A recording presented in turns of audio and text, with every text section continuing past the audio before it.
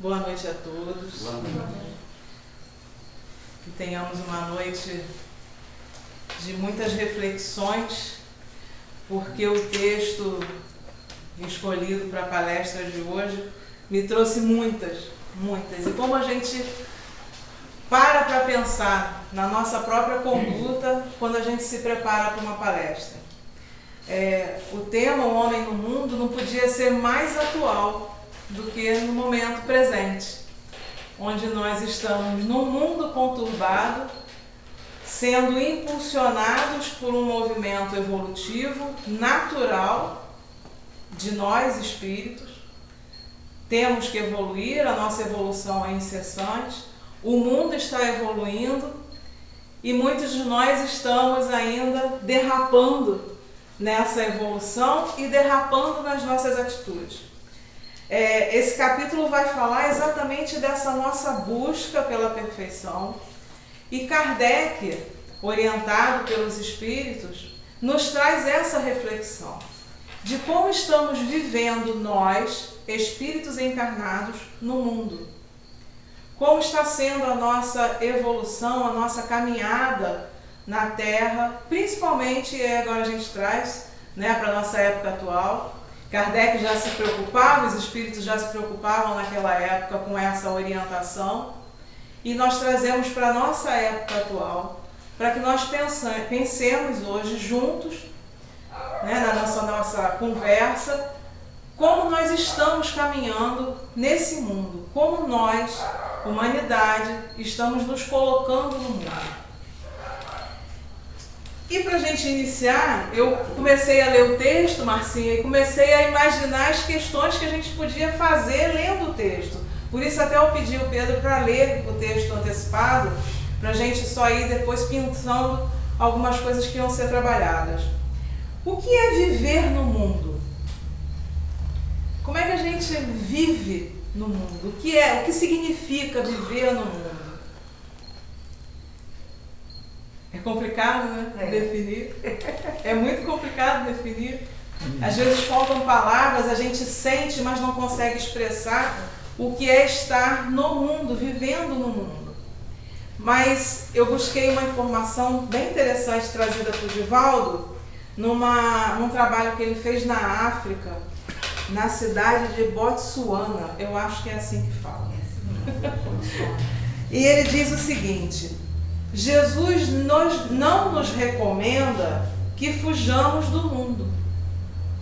Que mérito premia aquele que, refugiado na ilha deserta, conserva uma conduta exterior irreprochável, por não dispor com quem se extraviar. E aí a gente já começa a nossa reflexão. No texto, Kardec traz, o Espírito Protetor mostra exatamente isso e é um dos questionamentos. Qual seria o valor de estar no mundo em isolamento? Se nós sabemos que o nosso aprendizado se dá na relação com o outro, e esse outro está no mundo assim como eu estou no mundo. Qual seria o mérito de cada um de nós se vivêssemos isolados numa ilha? Qual seria o aprendizado dessa vivência, se não a solidão? Por mais que a gente tivesse a capacidade de imaginar muitas coisas, nós teríamos deficiências de diálogo, nós teríamos a dor da solidão e nós deixaríamos de contribuir para um bem maior. Porque enquanto estamos no mundo, nos relacionando, nós aprendemos e ensinamos. Nós amamos, somos amados. Isso faz parte do nosso desenvolvimento enquanto espíritos. Mas Divaldo continua. O Senhor não impõe a vida eremítica de solidão. Só a existência de proximidade faculta ensejos de relacionamento frutuoso, na perspectiva da solidariedade. Da solidariedade. Eu não consigo ser fraterno, solidário, se eu não tiver com quem. desejar essa solidariedade, praticar essa solidariedade.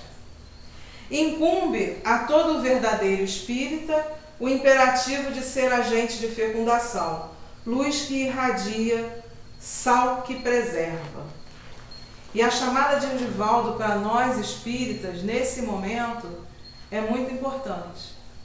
A nossa conduta, enquanto espíritas, diante de um mundo que está nos seus, nos estertores aí, no limiar de renovações, no limiar de passar para um outro estágio evolutivo, que é o mundo de regeneração, está exigindo cada vez mais de cada um de nós um posicionamento diferente daquele que nós vínhamos adotando nas nossas últimas encarnações.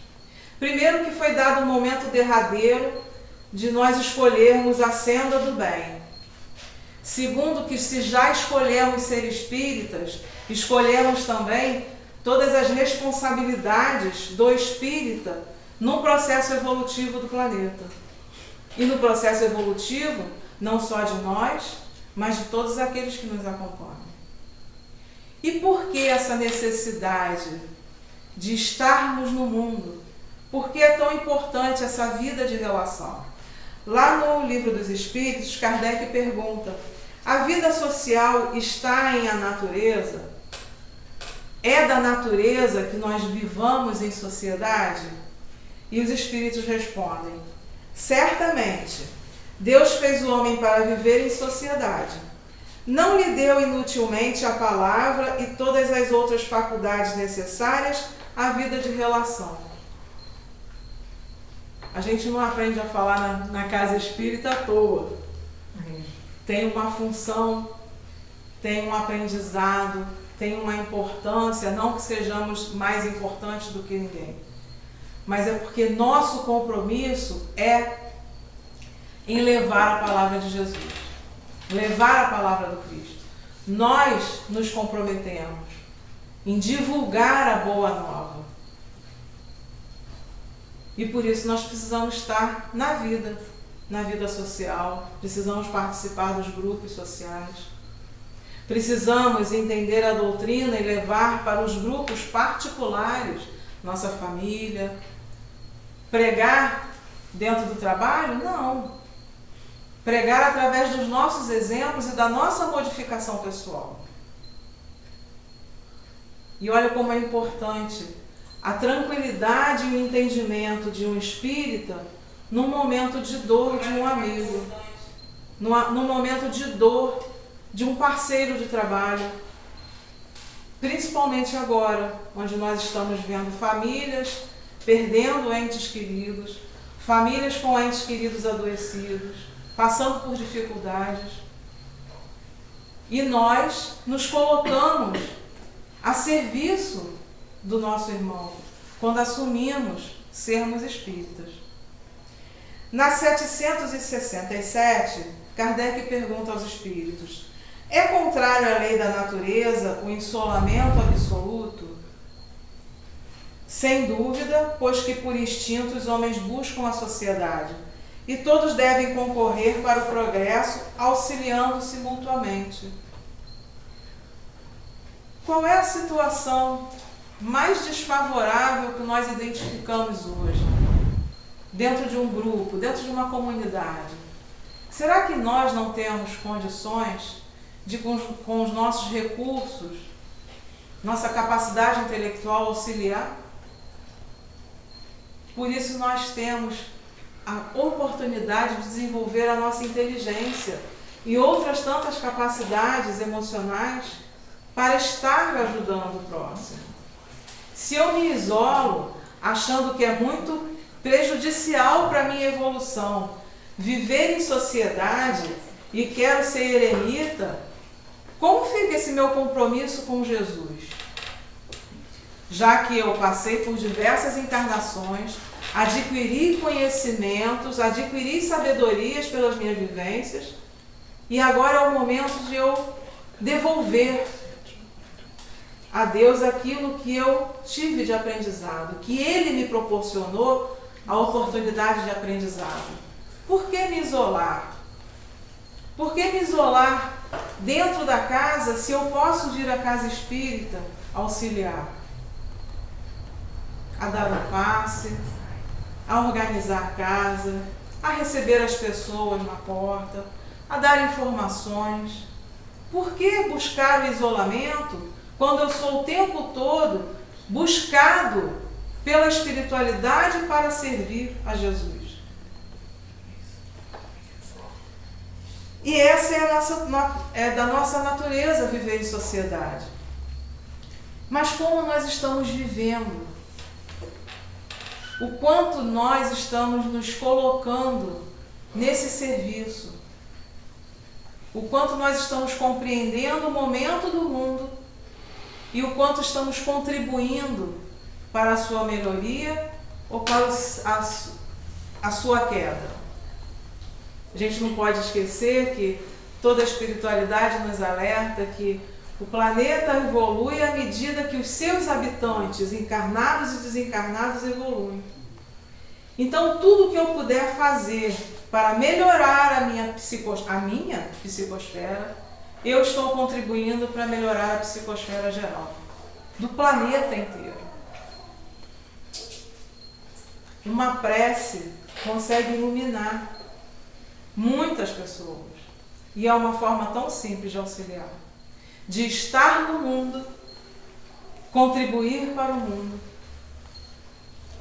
No livro Quem é o Cristo, de Raul Teixeira, lá no capítulo 19, eu destaquei duas frases que ele apresenta.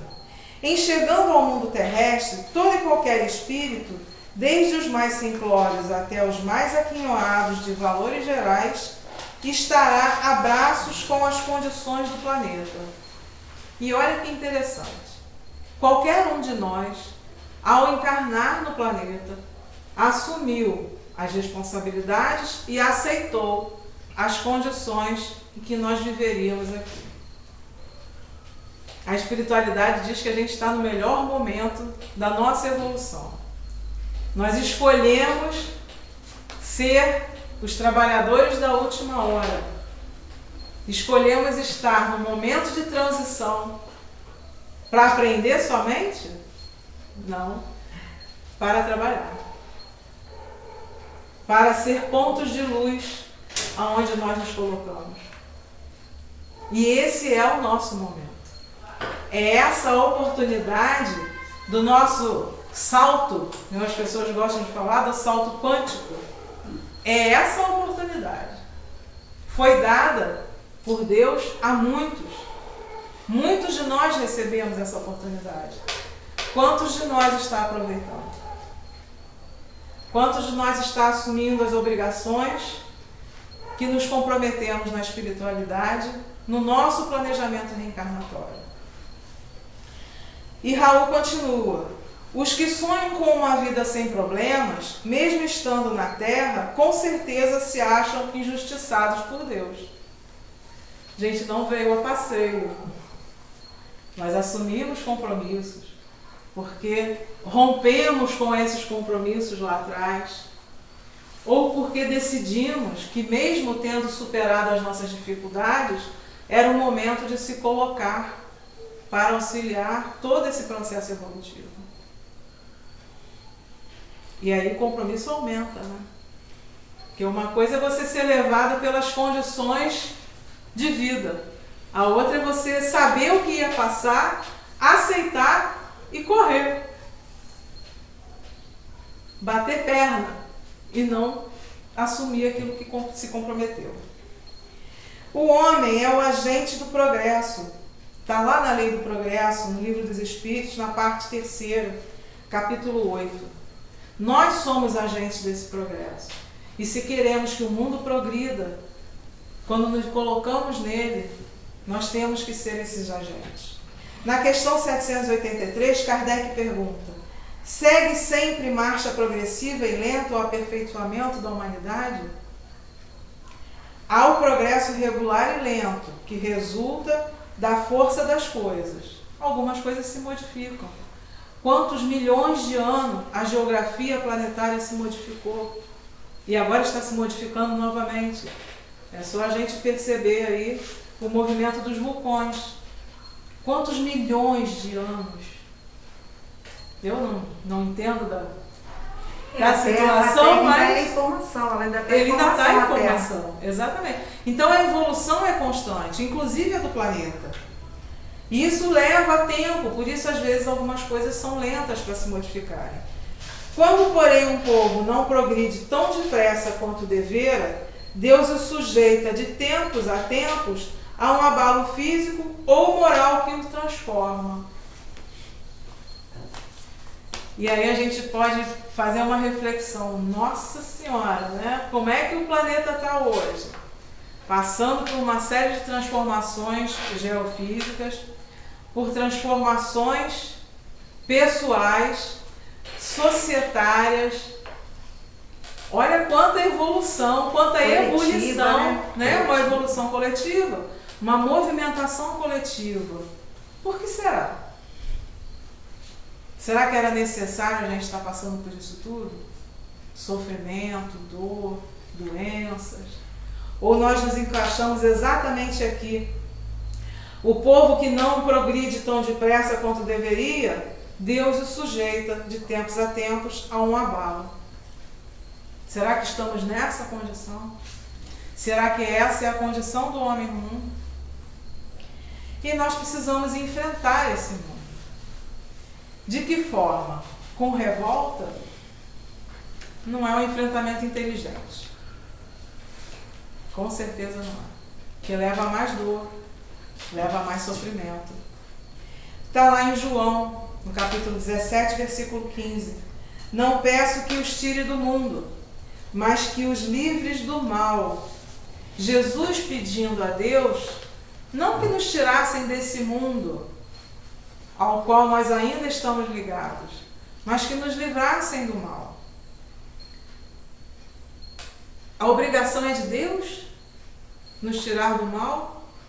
O que Ele faz? Ele envia Jesus para dizer como é não seguir o mal.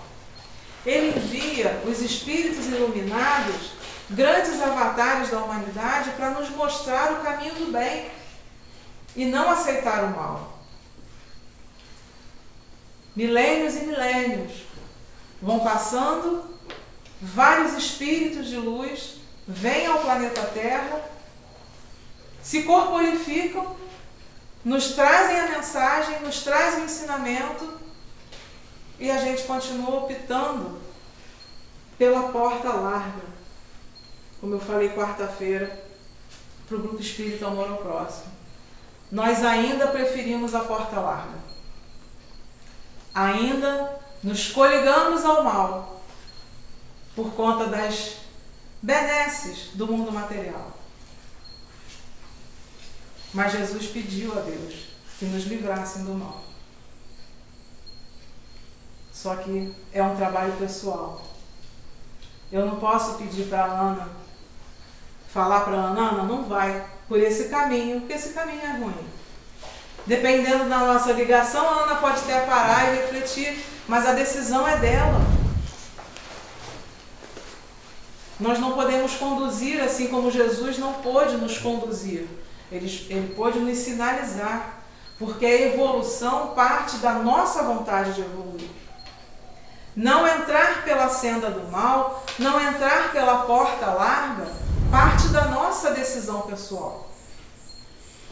Aí, à medida que nós vamos adquirindo conhecimento e consciência, nós vamos fazendo melhores opções.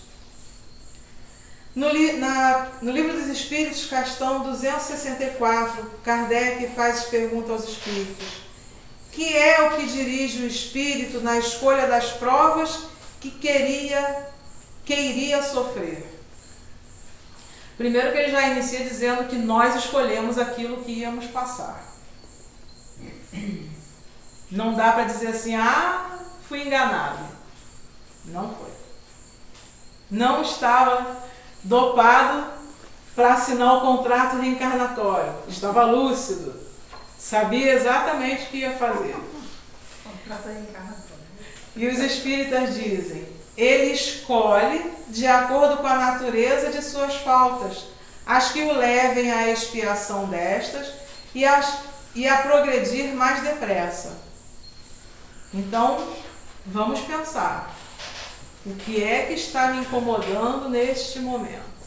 O que é que eu estou sofrendo? O que é que está me tirando do sério, me tirando da paciência, se é que temos, que está incomodando o nosso íntimo?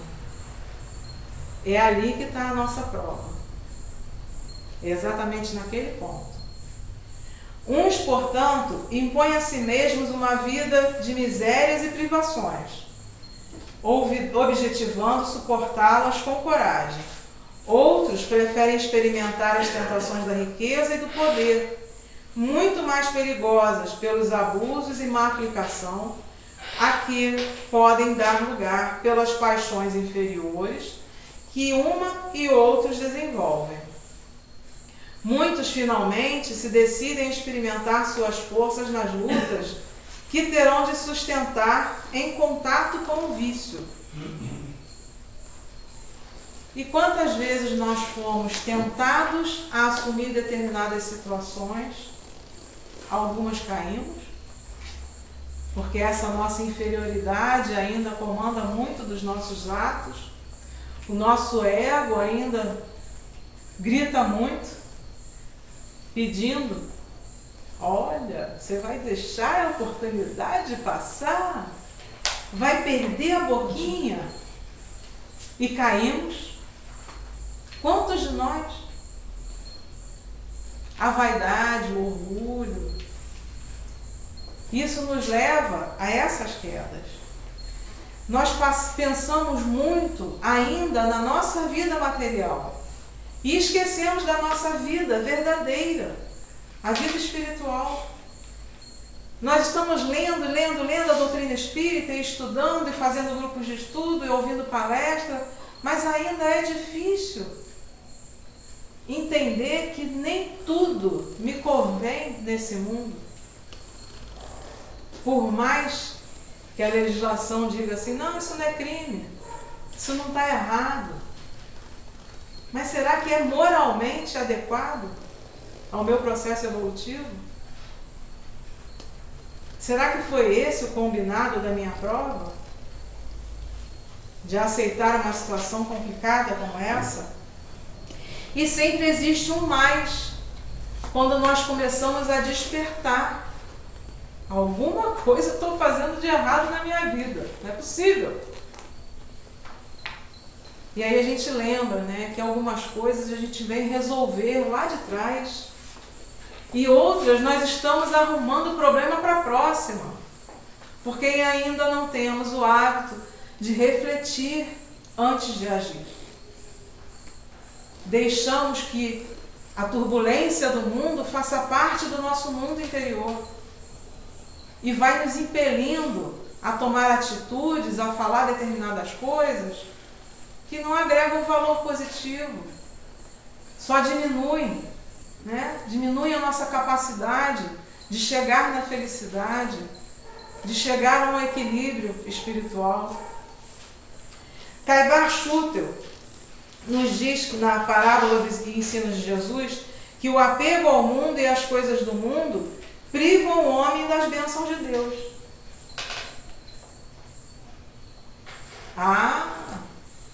Família de fulano está passando necessidade, mas da minha despensa não sai nada. Eu não vou passar fome. E quantas pessoas deixaram de ajudar e não aproveitaram aquilo que queriam guardar?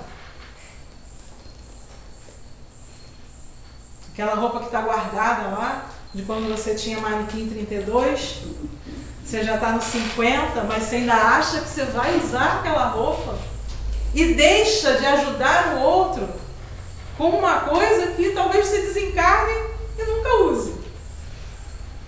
É o apego. Apego ao mundo material.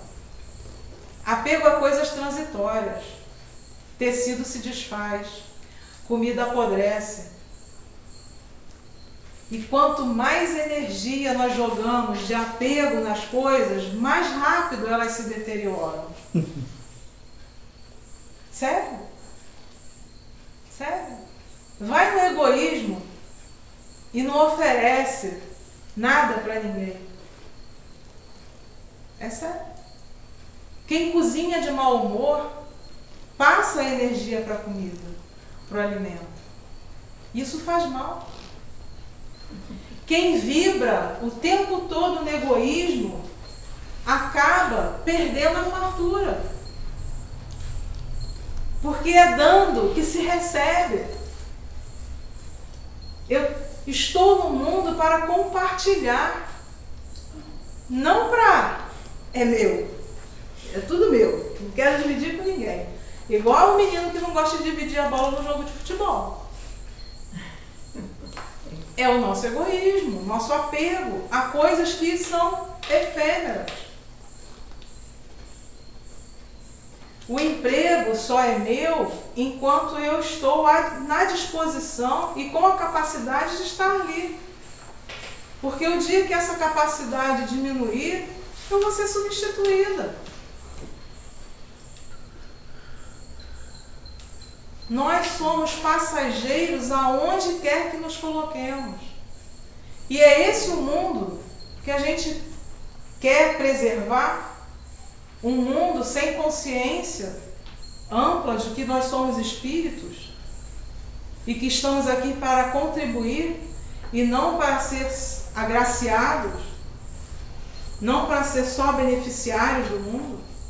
Nós nos colocamos para beneficiar o outro também.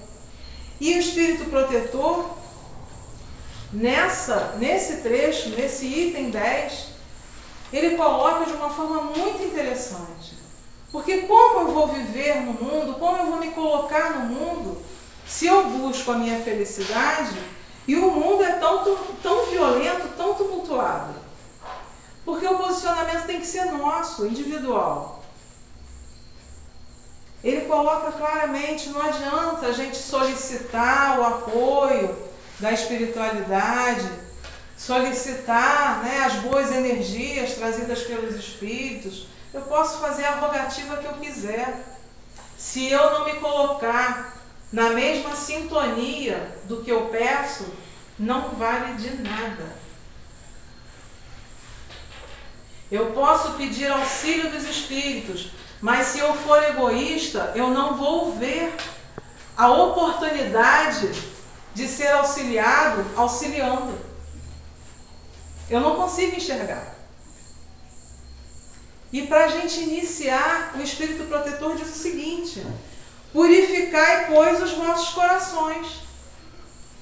É a primeira atitude que o cristão precisa fazer para receber, para entender o que é viver no mundo, receber os benefícios, porque ele está de coração puro, e estando de coração puro, ele vê o outro na mesma condição que ele. E ele consegue ser fraterno. Ele vai usar de humildade para se colocar no mundo, para transitar no mundo. Elevai o vosso espírito àquele que os chama, aqueles a quem chamais. Porque a espiritualidade está do nosso lado, nos observando, nos acompanhando. Mas eu preciso elevar a minha sintonia, elevar a minha condição moral e espiritual para que eu ouça as orientações. E a gente faz isso através da prece. Não aquela prece maquinal, a prece sentida, a prece que vem do coração, a prece que nos desnuda para Deus, que nos coloca numa posição de ser acolhidos. E a gente sabe que às vezes as pessoas fazem, E eu fazia também quando eu não entendia o poder da prece. Olha, Deus, eu quero isso, isso, isso, isso. Mas o que eu estou fazendo para receber, gente? Então a gente começa agradecendo. Gratidão pela vida. Gratidão por estar aqui, nesse momento. Por ter a oportunidade de ser espírita. Por ter a oportunidade das casas me receberem para fazer palestras. De ter a casa em que eu posso trabalhar, doando fluidos, doando a conversa, doando o ouvido. É isso que nós temos que fazer na nossa prece. E o Espírito continua: é preciso que germine em vossas almas e dê fruto de caridade e justiça. Germinar a palavra do Cristo, a mensagem do Cristo, para que isso se converta em caridade e justiça. Não julgueis, vivei com os homens da vossa época, como devem viver os homens. E aqui é um alerta exatamente na questão do insulamento. O que eu tenho no mundo para vivenciar? Hoje eu estava vendo uma postagem interessante sobre tecnologia, as inovações tecnológicas. Eu não posso me eximir de aproveitar a evolução do mundo. Eu tenho que aproveitar, trazer para a minha vida de uma forma consciente e utilizar essa tecnologia de uma forma equilibrada, proveitosa, positiva. Como nós estamos fazendo no momento de pandemia, onde ainda temos o isolamento, as pessoas com dificuldade, por conta de saúde, de chegarem à casa espírita, e todo o movimento espírita está utilizando de tecnologia para divulgar a doutrina espírita. É um uso maravilhoso da tecnologia. Mas a decisão foi de todos nós, não de Jesus. Deus colocou para a gente todas as possibilidades que podiam ser desenvolvidas. A nossa inteligência foi estimulada e nós optamos por fazer o bom uso da tecnologia. Estamos vivendo como os homens do mundo vivem, só que de uma maneira diferente, de uma maneira fraterna, de uma maneira equilibrada, de uma maneira consciente. Sois chamados a estar em contato com espíritos de naturezas diferentes, de caracteres opostos, exatamente para que nós nos testemos, para que nós evoluamos em nossos conceitos, que nós aprendamos com o outro. E é uma diversidade imensa de espíritos de várias condições, exatamente para proporcionar esse aprendizado através da vivência com o outro. Não consiste a virtude em assumir de severo e lúgubre aspecto. Em tudo que o fizerdes, remontai à fonte de todas as coisas. Cada atitude nossa tem que ser preenchida de alegria, de felicidade de estarmos aqui, neste momento específico. O espírita não pode ser triste, como se estivesse na manga lá do gado, encaminhando-se para o abate. Não, é a felicidade. Nós temos a doutrina para nos sustentar, para nos clarear a mente. E devemos colocar à prova da fonte criadora tudo aquilo que fazemos. Será que essa minha atitude condiz com o que eu professo, com o que eu acredito como cristã? Isso é colocar à prova a fonte. A perfeição está toda, como disse o Cristo, na prática da caridade absoluta. Mas os deveres da caridade alcançam todas as posições sociais, desde o menor até o maior. Nenhuma caridade teria a praticar o homem que vivesse suave. Isso quer dizer que aquele que é mais aquinhoado na sua posição social também necessita da nossa caridade. Também é um sujeito que precisa de caridade. Porque independe da posição social, a caridade pode ser feita indistintamente. Nós nos propomos a amar o próximo porque amamos a Deus. E é esse o exercício. E o Espírito encerra: de todos sede, segundo as necessidades da humanidade. De acordo com a nossa necessidade, nós seremos ditosos porque temos esse movimento de buscar, de não ficar sofrendo sem buscar a solução. Por isso nós temos a inteligência. Mas que jamais na vossa felicidade entre um pensamento ou um ato que o possa ofender, ou fazer-se velho o semblante dos que vos amam e dirigem. Eles vão continuar nos amando, vão continuar nos dirigindo. Mas o trabalho que nós damos aos nossos protetores espirituais é imenso, por conta ainda do nosso orgulho, por conta ainda da nossa teimosia, da nossa infantilidade. E o momento do mundo não pede homens e mulheres infantis, pede a maturidade da humanidade, pede a conscientização da humanidade. Para a gente encerrar, Joana de Ângeles, no livro Leis Morais da Vida, diz o seguinte: negar o mundo do conceito evangélico não significa abandoná-lo.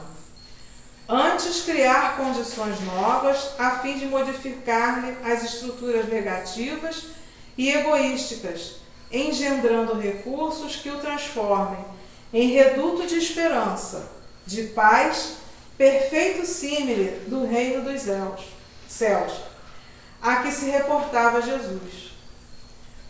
Então, o trabalho é nosso de transformar a terra e deixá-la similar ao reino dos céus.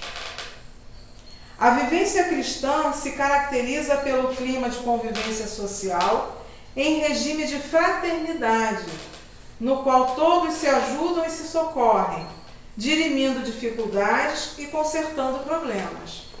Viver o Cristo é também conviver com o próximo, aceitando-o conforme suas imperfeições, sem constituir-lhe fiscal ou pretender corrigi-lo, antes acompanhando-o com bondade, inspirando-o ao despertamento e à mudança de conduta de motu próprio.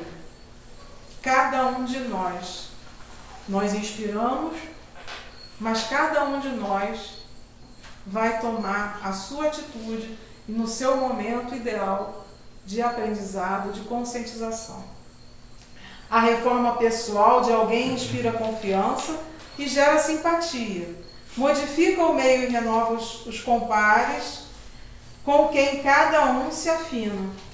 Isolar-se, portanto, a pretexto de servir ao bem, não passa de uma experiência na qual o egoísmo predomina, longe da luta que forja heróis e constrói os santos da abnegação e da caridade.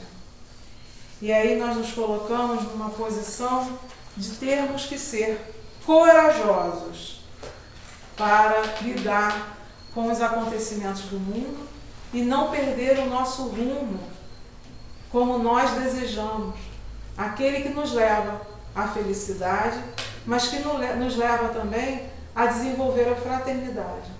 E esse é o nosso grande trabalho estando no mundo.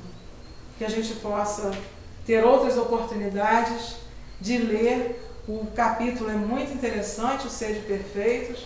Nós buscamos tanto a perfeição e às vezes não nos damos conta do quanto já evoluímos e do quanto ainda precisamos corrigir nas nossas atitudes. Que Jesus nos abençoe. Fiquem todos com Deus.